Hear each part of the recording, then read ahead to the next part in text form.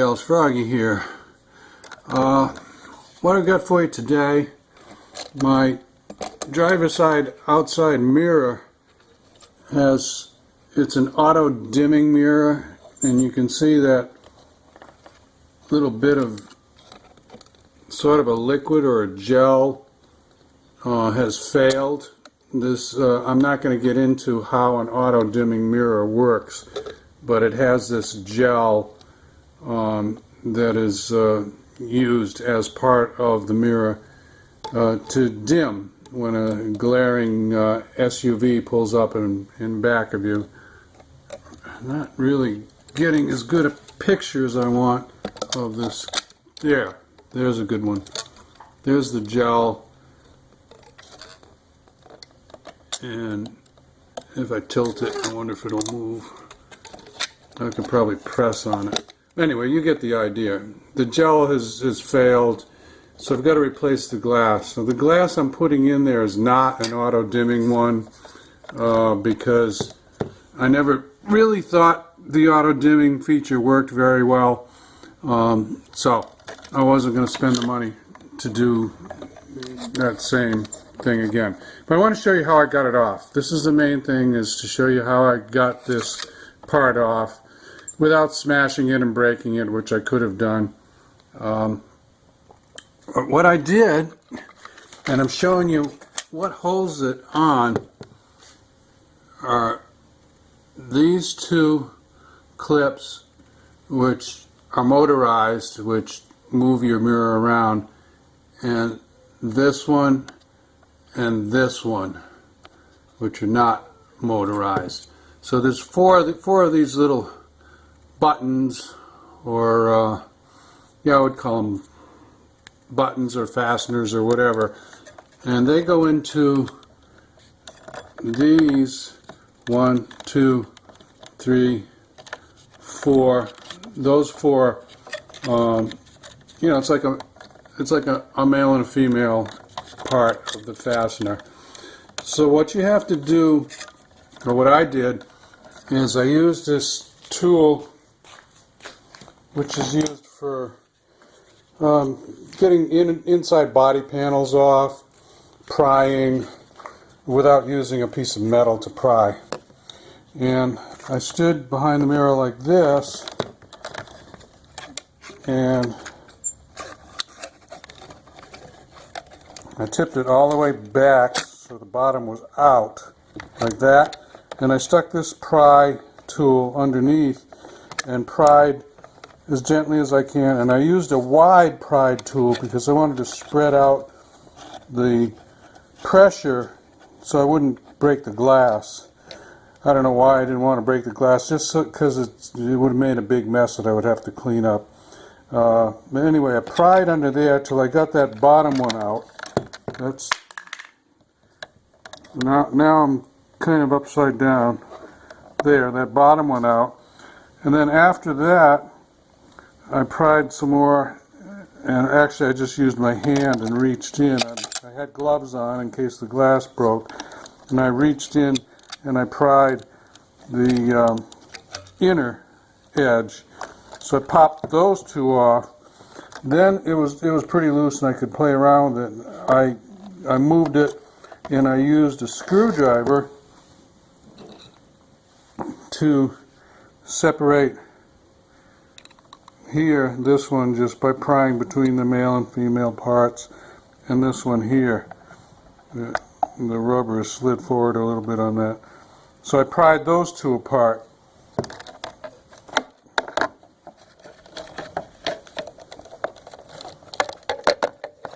Just prying, you know, in between the ball part and this part here. And that's 1, 2, 3, 4. So I got them all out. Now I can take the electrical connections off and take it to my bench and try and put that new glass in. Okay? I want to show you one other detail here before I move away from this part. They're a little bit loose, but they're attached to another part on the other side of the motor. This one had come forward and was just kind of loose. So I took it and I shoved it back on and you can hear it click as it goes back on. There, I've got them both all the way in now, but if it's real loose, like mine was real loose the first time I shot a video of it, that means it's come off of its connection back there, and you need to shove it back onto the connection. So now they're okay. So now I'll take these electrical connectors off and take it to the bench. Okay, now we're on the bench, and I think I'm gonna see if I can get this rubber, kind of a rub combination, but halfway between a rubber and a plastic gasket off. And this is a heated mirror, so I'm going to try and save the heated mirror portion of it.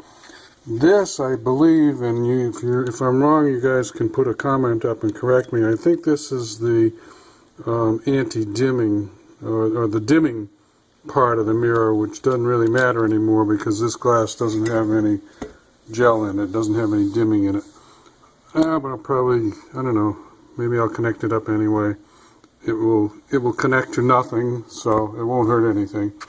Let's see if I can get this gasket off first. Okay, well, my next step here, what I did was separate the backing plate from the heater and the glass, which are actually attached to this. Looks like I've got some leakage now of that gel that's inside there. But the heater part and the glass are attached to this pretty stiff frame. What I did was I pried like this, pried all the way around until I could get to these sticky things, which are what was actually, that was about the only thing that was holding on there, but they're very sticky. Double back tape, but real industrial strength double back tape, and also looks like there's some more glue there too. So 2 types of glue, or 2 types of fasteners. Now, I'm going to have to clean all this up now. This stuff is kind of gooey, that whatever it is that does the auto dimming thing. So I'm going to clean this up, and let's see,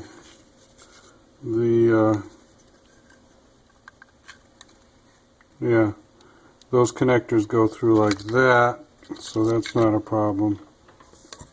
And then I'm going to have to try to get this heater grid off of the glass and attach it to this glass, the new glass. Then I'll still have a heated rear view mirror, and then I've got to get this glass out of that plastic frame.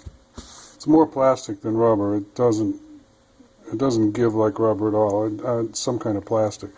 So let me work that up a little bit, and then I'll get back to you. This adhesive is kind of rubbery. You can just peel it off with your fingernail. It's kind of like the stuff when you get a charity solicitation in the mail, and they attach a nickel or a penny to it, and the penny is stuck inside the envelope, and this is the stuff that they use. And then this one I'd probably just take a razor blade and scrape it off. Caught up here. I've got this pretty clean.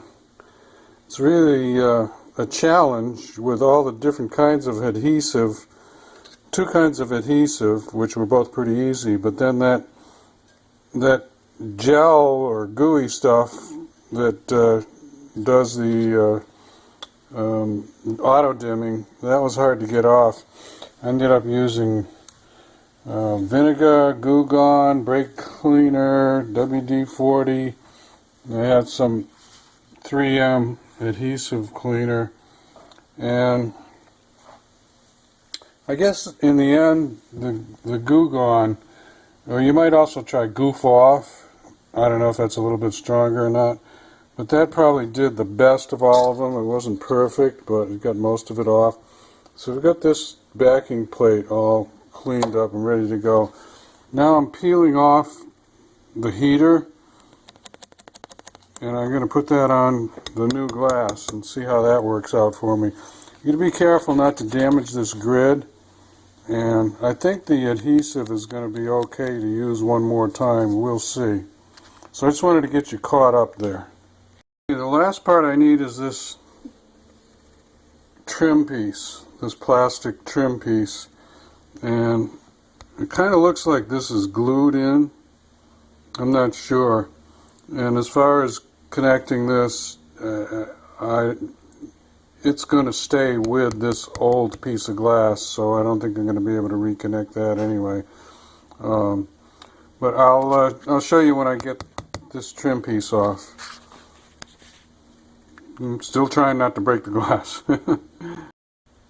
Okay, well, I got it off, and it was basically that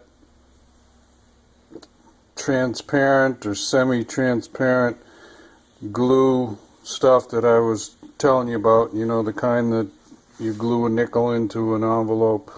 It was that stuff all the way around there, small bead.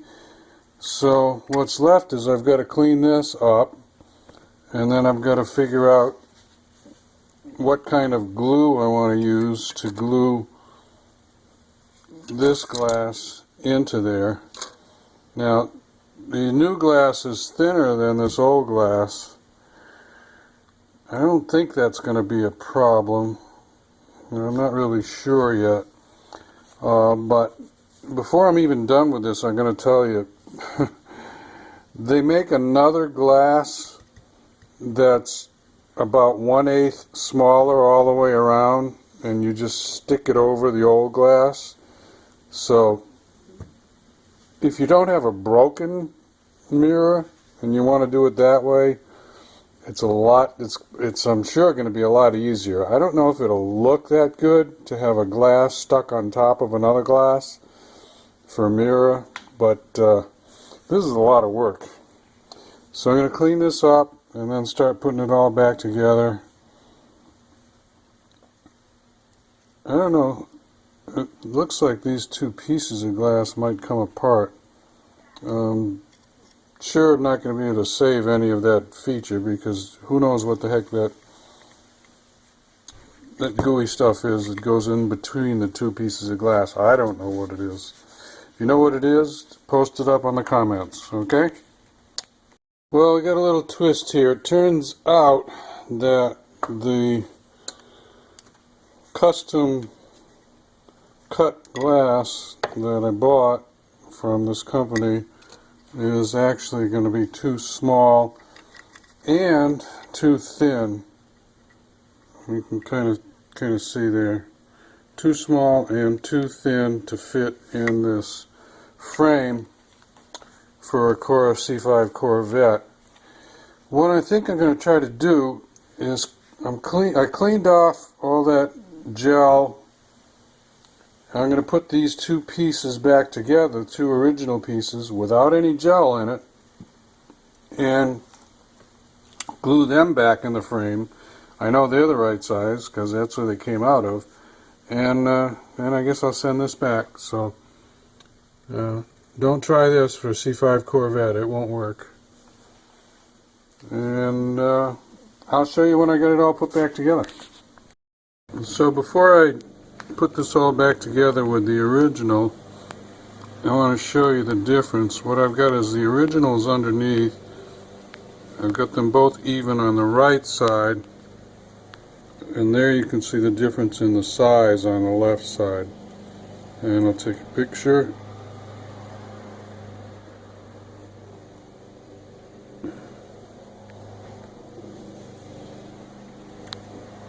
And I'm going to put that up in my video. This is what I'm going to use to glue the mirror glass sandwich back into the frame. It's silicone, it stays flexible, It's supposed to last forever. I don't know. I think it's pretty good though. I think it's pretty close to whatever it was that they used originally. This actually fits in there pretty nice. What I'm going to do is I'm not going to try to lay it in a bed of silicone, because if I lay it into a bed of silicone, it's probably going to run out to this edge here. But what I'm going to do is I'm going to run a bead of silicone here and then just put a little pressure on there to make sure that it stays flush against the frame, and I'll just leave the frame the way it is. I kind of like that better than trying to fuss around putting a bead down there and then sinking it down in there.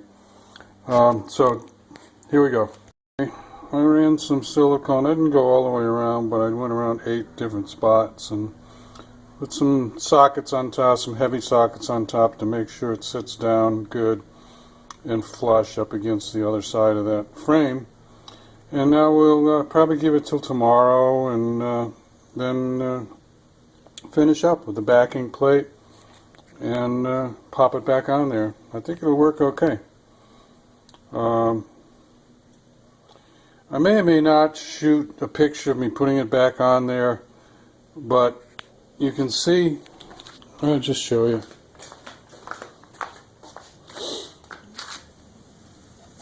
There's 4 places we're going to pop it on. 1, 2, 3, 4. So to me, these stick out a little further, so I'd try and get those 2 first, and then the last 2. You should be able to feel or hear each one of them pop, and don't press on the edges. Press right over where these little knobs are, and maybe get something besides your fingers or your hand to press against it. I guess that the palm of your hand would be a pretty good way to spread the pressure around, but you don't want to put all the pressure in one spot. Well, maybe you do actually.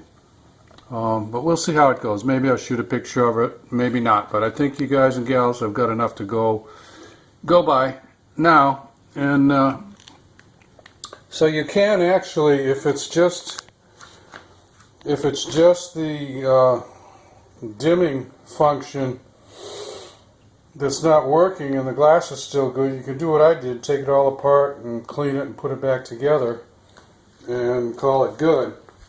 Or you can try and find a new mirror, but you saw the problems that I had. It wasn't thick enough and it was the wrong size, so that didn't work too well, but try some other brand maybe. And that's about it. That's what Froggy's got for you today. See you later, guys and gals. Bye-bye.